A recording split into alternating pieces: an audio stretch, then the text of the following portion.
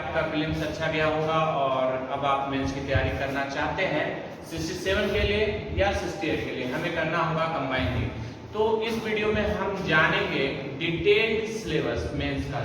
जी हाँ, detailed syllabus, और साथ में हम आपको यह भी बताएंगे कि कितने नंबर आपको मेंस में लाने चाहिए और इसके साथ आप कहां से इस टॉपिक को तैयार कर सकते हैं और भी बहुत सारा कुछ। तो आप इस चैनल को सब्सक्राइब करना मत भूलिएगा, सब्सक्राइब कर डालिए। चलिए हम डिटेल डिस्कशन करने वाले हैं, वीडियो लंबा होगा, इसके लिए आप थोड़ा सा पेशेंस बना के रखेंगे और अपना पेन और कॉपी निकाल लेंगे ताकि आप नोट कर सकें। तो चलिए स्टार्ट करते हैं। देखिए, मेंस में जो आपका एक पेपर होगा कंपल्सरी हिंदी, जो क्वालिफाइंग इन नेचर होता है, ठीक है, जो कितना मार्क्स का आता है, 100 मार्क्स का होता है। तो हम यहाँ पर लिखने जा रहे हैं हिंदी, और इस हिंदी में क्या क्या आएगा और आपको कहाँ से कंप्लीट करना है, इस पर भी हम लोग बात करेंगे। तो हमने जैसे कहा कि आपको थोड़ा सा धैर्य बनाकर वीडियो के अंत तक बने रहना होगा।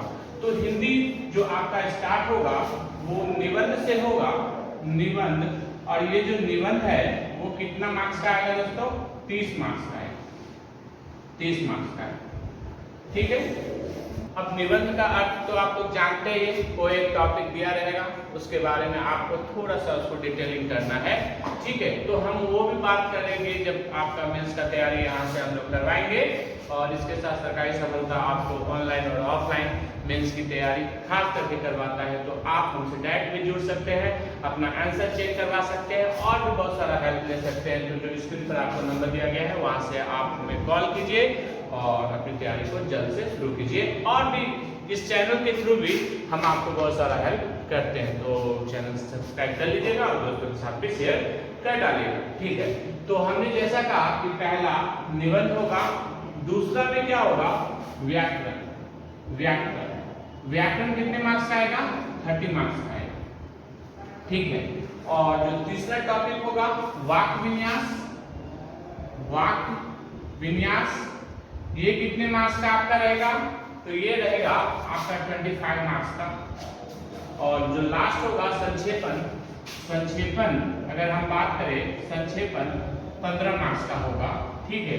अगर आप इसको जोड़ें तो कुल 100 मार्क्स होगा, लेकिन इसमें आपको सिर्फ क्वालिफाई करना है, मतलब इसके मार्क्स ऐड नहीं होंगे, ठीक है।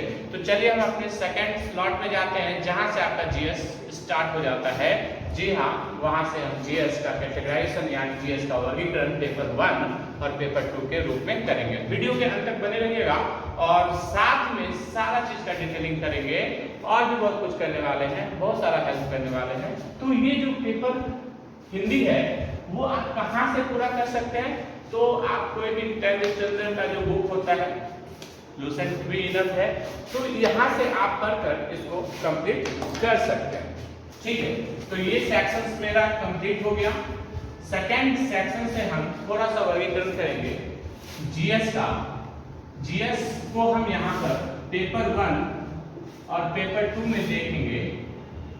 दोनों ही पेपर 300 मार्क्स का होगा, और बता देना चाहते हैं कि इसके मार्क्स ऐड होते हैं। और वीडियो के अंत में हम ये भी बताएंगे कि आपको कितने मार्क्स लाने चाहिए जो आप मेंस क्वालिफाई कर सकते हैं। तो बिल्कुल वीडियो के अंत तक बने रहिएगा। पेपर 1 में देखिए क्या क्या होगा। पेपर 1 में होगा आधुनिक भारत। आधुनिक भारत, ठीक है। ये आधुनिक भारत अगर हम बात करें तो आधुनिक भारत कहां से, 19वीं शताब्दी के बाद से, ठीक है। तो नोट उम्मीद करते हैं आप नोट भी साथ साथ कर रहे होंगे। अच्छा, आधुनिक भारत के साथ अगर हम बात करें तो यहाँ पर भारतीय सभ्यता भी जुड़ा हुआ है। भारतीय सभ्यता दोस्तों, भारतीय सभ्यता अगर हम कहें तो ये थोड़ा सा पेपर ब्रॉड हो जाता है, क्योंकि इसमें प्राचीन, मध्य और आधुनिक कुछ भी हो सकता है, ठीक है। तो जिसकी तैयारी हम आपको यहाँ से करवाएंगे, थोड़ा हेल्प आपको मिलेगा इस चैनल के माध्यम से। तो चलिए हम लोग आगे देखते हैं। सेकंड जो आपका टॉपिक होगा वो समसामयिकी यानी करंट अफेयर्स, आप उसको बोल सकते हैं। समसामयिकी यानी ये जो होगा करंट में आपसे पूछते हैं। तीसरा जो होगा सांख्यिकी होता है, यानी स्टैट वाला जो क्वेश्चन होता है सांख्यिकी। ये सांख्यिकी क्या है? जो ग्राफ्स वगैरह सारी चीज आप देखते हैं जो आपके बीपीएससी एग्जाम में आते हैं, वो सांख्यिकी जो है यहाँ पर आपसे पूछते हैं।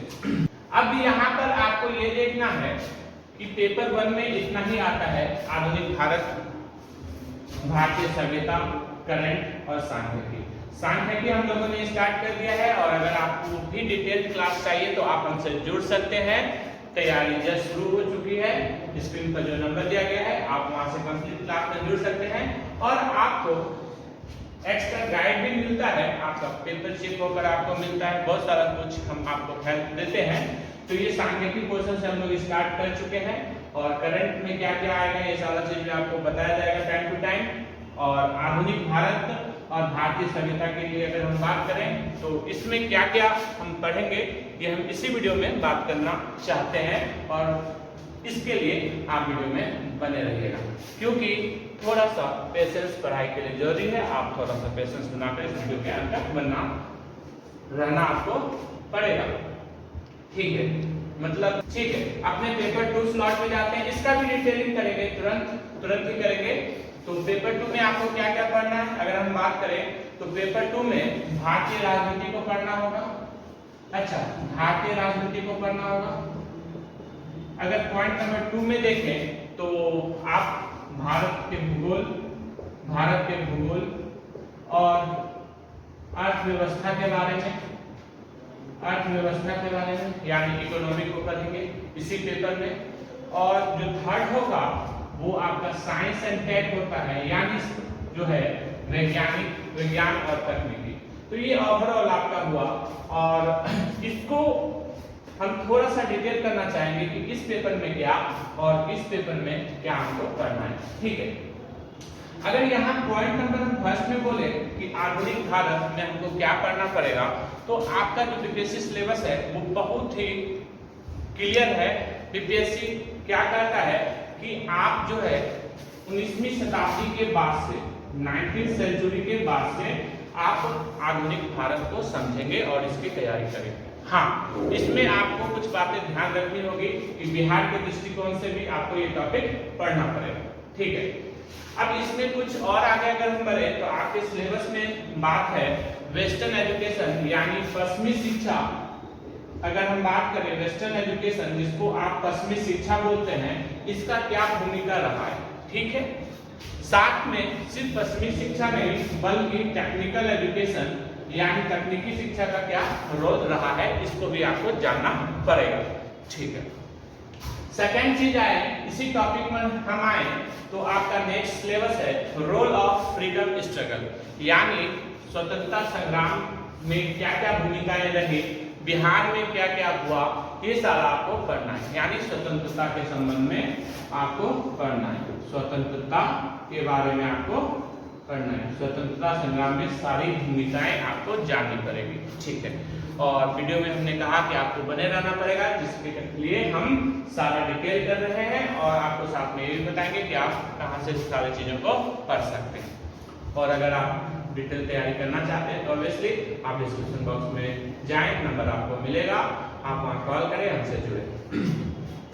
अब जो नेक्स्ट टॉपिक है जो बीपीएससी का फेवरेट टॉपिक है संथाल विद्रोह, यानी वो संथाल विद्रोह के बारे में आपसे पूछता है। तैयार कैसे करेंगे आप, इन पर तो हम बात करेंगे ही, ठीक है? लेकिन आप फिलहाल जो है कॉपी पेन उठाकर इन सारी चीजों को लिखना शुरू कीजिए, ठीक है? संथाल विद्रोह। नेक्स्ट टॉपिक है 1857 में बिहार में क्रांति, 1857 की क्रांति को आप पढ़ेंगे, साथ में बिहार के दृष्टिकोण से आप इसको पढ़ेंगे, आपका ये टॉपिक क्लियर हो जाएगा, ठीक है? नेक्स्ट होगा इसी में बिरसा मुंडा आंदोलन, ये आप पढ़ेंगे, ठीक है? इसी पेपर में बिरसा मुंडा आंदोलन के बारे में आप पढ़ेंगे। और नेक्स्ट होगा आपका चंपारण सत्याग्रह, नेक्स्ट होगा आपका चंपारण सत्याग्रह, चंपारण सत्याग्रह क्या था आप लोगों ने पढ़ के रखा है, लेकिन यहाँ मेंस में थोड़ा सा आपको डिटेल पढ़ना पड़ेगा। चंपारण सत्याग्रह, साथ में भारत छोड़ो आंदोलन, भारत छोड़ो आंदोलन, इंग्लिश में इसको क्विट इंडिया मूवमेंट बोलते हैं, ठीक है, थोड़ा ध्यान रखना है, भारत छोड़ो आंदोलन, ठीक है। नेक्स्ट, अगर उम्मीद करते हैं आप लोग ने इसको लिख लिया होगा, और नहीं लिखा है तो फिर से हम बोल दें कि पश्चिमी शिक्षा, तकनीकी शिक्षा का महत्व या भूमिका, स्वतंत्रता संग्राम की भूमिका, बिहार और अपने देश के संदर्भ में, संथाल विद्रोह, ठीक है, 1857 की क्रांति, बिरसा मुंडा, चंपारण, भारत छोड़ो आंदोलन, ठीक है। तो उम्मीद करते हैं आप लोग ये सारे टॉपिक को लिख लिए होंगे। चलिए देखिए, मेंस की में जो तैयारी होती है थोड़ा आपको डिटेल करके पढ़ना ही पड़ेगा, तब जाके आपका जो तैयारी है संपूर्ण होता है और मार्क्स आपको अच्छे मिलते हैं, ठीक है। आते हैं नेक्स्ट टॉपिक में, इसी में हम चल रहे हैं, अभी नेक्स्ट मूव नहीं किए हैं। तो यहाँ पर हमने लास्ट लिखा था चंपारण सत्याग्रह, भारत छोड़ो आंदोलन। इसके नेक्स्ट आप आए तो मौर्य आर्ट यानी मौर्य चित्रकला, मौर्य चित्रकला, इसके बारे में आप पढ़ाई करेंगे, मौर्य चित्रकला। साथ में पाल चित्रकला, ये आप पढ़ेंगे। चित्रकला बहुत सारी होती है, लेकिन जहाँ जहाँ से बीपीएससी एकदम क्लियर करके रखा है कि यही हम पूछेंगे, तो हम ज्यादा क्यों पढ़े, ठीक है। ऐसे तो बारी पेंटिंग है, बहुत सारा पेंटिंग है, ठीक है। तो आप सीमित पढ़ेंगे क्योंकि समय भी अभी सीमित है, कुछ ही दिनों में अगर तैयारी करना है तो सीमित ही हमको पढ़ना पड़ेगा। तो चलिए नेक्स्ट है कलाम पेंटिंग, जिसको कलमकारी पेंटिंग बोलते हैं, यानी कलम चित्रकारी भी आप बोल सकते हैं। कि कैसे तैयार करना है थोड़ा थोड़ा हम आपको हेल्प करेंगे, और जिसके लिए आपको चैनल को सब्सक्राइब करना पड़ेगा। नेक्स्ट है, अब देखिए गांधी का अपना ही महत्व रहा है, तो गांधी के बारे में आप जरूर पढ़ेंगे, इनके पर्सनालिटी के बारे में पढ़ेंगे, इनके फिलॉसफी के बारे में पढ़ेंगे, गांधी, टैगोर, और जो नेक्स्ट पर्सनालिटी है जो नेहरू। यहाँ से अल्टरनेट करके बीपीएससी पूछ ही डालता है, तो गांधी, टैगोर और नेहरू पर्सनालिटी के बारे में आप पढ़ेंगे। तो ये पेपर 1 का जो फर्स्ट टॉपिक है। करंट का तो एरिया ब्रॉड होता है, टाइम टू टाइम आपको गाइड करते जाएगा।